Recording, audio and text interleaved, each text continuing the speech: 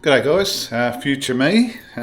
This video is going to be on a Towbar install and there'll be two videos. So one will be the Towbar and the other one will be the 7-pin plug, which is hardwired into the original harness, but that'll be in a separate video. So let's have a look at the Towbar at the moment. I'll turn you around, and that's the Towbar installed with the 7-pin plug and an Anderson plug. I won't be showing you the Anderson plug today, but we'll be showing you the install of the Towbar.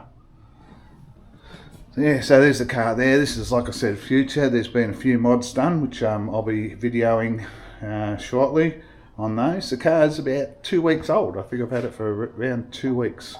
So yeah, so we've done a few mods on it now, and it's ready for the tracks, which I'll be taking out this weekend with the club. Got the new car, as you can see. That's the Tank 300 Petrol Ultra with the 3-ton towing. So I haven't got much room in the garage at the moment, because there's a camper that's been sitting there because I haven't been able to tow it out. Anyway, you can see here I haven't got a Towbar, so that's the video for today. So we've got the BTA Towbar system, so similar to the GWM, but I guess it's cheaper, and I find this is a lot better. So anyway, that's the BTA. It's 3-ton capacity. And comes with all your bolts and everything, your tongue. And this time around I've bought the wiring harness. Now with this one you do have to hardwire it, so if you're not comfortable in doing that, then you'll have to take it to an auto elect. But what that does is it gives you a 7-pin plug. You'll be able to open your back door, and you'll be able to use cruise control if you want to. Yeah, that's a camper which I'm really looking forward to getting out and about with. And the new car. Okay guys, so first off, I need to take this cover plate off, and I use a plastic, anything plastic, just to get it off. Try not to use a screwdriver. You don't want to break it, because as you can see in here, the actual bar's got to go right through that. Now, like I said, this is the scariest part.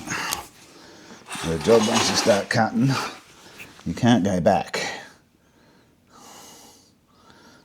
So I'm kind of happy with that. I'm gonna cut there. I've seen some of them where the dealerships have cut this right out, and it looks terrible. So I'm gonna cut here.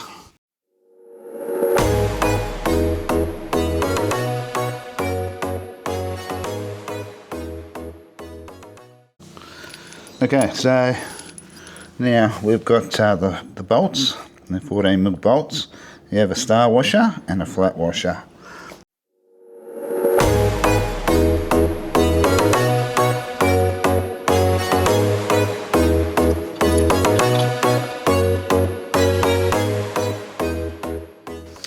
Okay, so I'm using a 21mm socket. I've got an impact driver, but usually you can use your socket.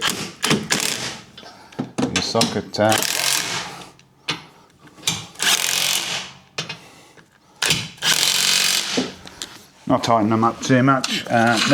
Needs to be torqued. Okay, so I've tightened them up using a torque wrench.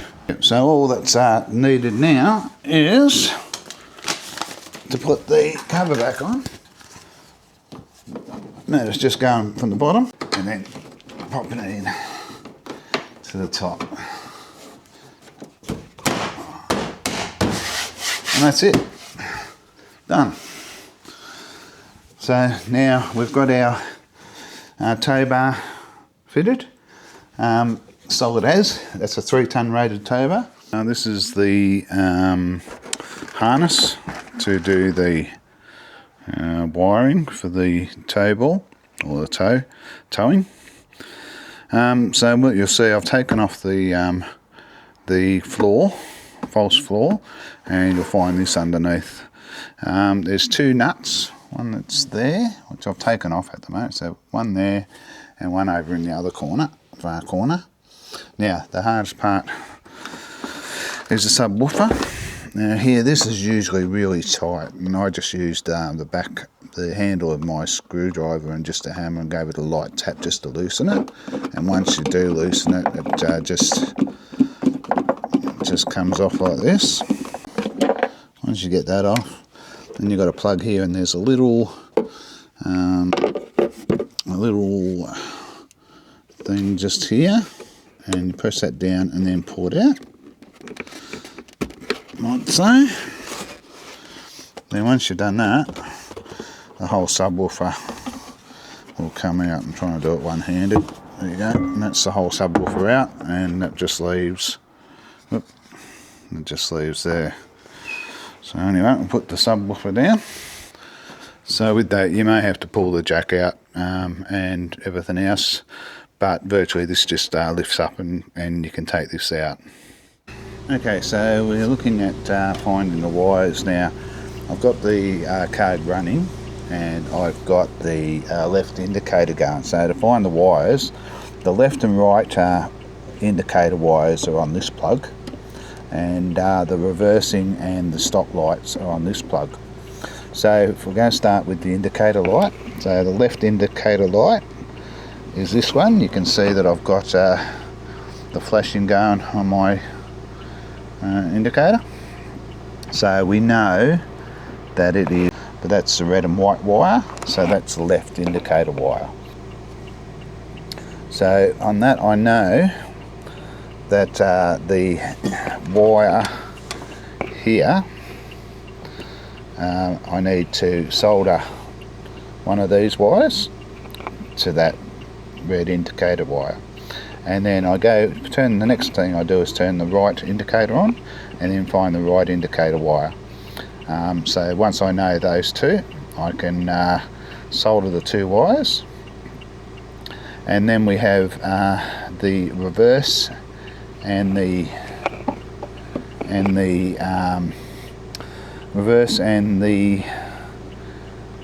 stop light is one of these wires, which I'll find that once I put the stop light on, and the reverse light, I can work out which lights they are. That's how you do it. So we'll get stuck into it and I'll be back. Thought I'd show you. What I've done is I've carefully cut back the plastic shielding on the wire, and I've wrapped the other wire for the harness around it. Now, like I said, that's a left indicator light. What I do now is, as you can see, you can't get any heat shrink on it. So what I like to use is this stuff, which is a liquid electrical tape. So it gives a waterproof coating over the join once I've done it, and I'll show you that. But at the moment, I just do one at a time, so I'll be soldering that shortly, and then going on to the right indicator, and then so on and so on. I will put down in the description what wires what, but it's better off if you've got a indicator light to actually do it yourself. But yeah, like I said, if you're not confident on it, you're probably better off getting a auto elect to do it properly. So anyway, I'll go on and I'll be back shortly. Okay, so I don't know if you can see that, but I've soldered that wire, and now I'm going to well, it's just waiting for it to cool down, which it has. It's well soldered, so it's not going to come off, and I'm going to use that liquid electrical tape now, and I'll show you that once I've done that. Okay, so that's the liquid electrical tape. It takes about 5 minutes to dry. I made a little bit of a mess there, but yeah, that'll seal it, make it waterproof, and I can wrap, once I do the right hand indicator wire, I can then wrap it and shield it with electrical tape. Yeah, so that's that. So now I'll just go on and I'll do the right hand indicator.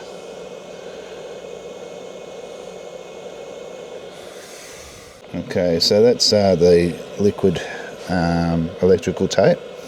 It takes about 5 minutes to dry. I made a little bit of a mess there, but yeah, that'll seal it, make it waterproof, and I can wrap, once I do the right hand indicator wire, I can then wrap it and shield it with electrical tape. Yeah, so that's that. So now I'll just go on and I'll do the right hand indicator. Okay, so that's the two indicators done. So you'll notice that I've soldered it down here and not next to the other one. So that's just so we're 100% sure they're not going to short or anything like that. So they're well soldered, and they're also sealed with that liquid heat shrink. So yeah, so now what we can do is just tape that all up with electrical tape, and that can be plugged back in, and then we go on with the reverse and the brake light, which only take a few more minutes. Okay, I thought I'd show you. I've just taped that up now, so the right and left indicators have been done. Now the wires for this boom is yellow for left and green for right. You'll notice that I've taped it all up now. I usually use the cloth tape, but I didn't have any on me, and I like to try and make it the same as what it is with the how it comes out of manufacturing. But anyway, so that's all taped up, all nice and safe. I've just got to go on to the reverse and the brake light now, but that's the yellow lights, the indicator lights there. This will get, it's got double-sided tape, so this will sit underneath there, and just neaten everything up where this, sorry, that's my thing, but this will go into that grommet there for the 7-pin plug. So I'll go on and finish it off, and then let you see it. So those two wires are done. So just to know, it's a yellow-green and the red-yellow wires. But don't trust that, because all cars can be different wiring, so just be careful with that. Like I said, you should use something to be able to test it, like a multimeter or one of these. These come in handy. I've got a multimeter, but these are really good for this kind of stuff. And yeah, so that's done. I can tape that up now. Now what we've got here is the power. And this goes to a 10 amp fuse.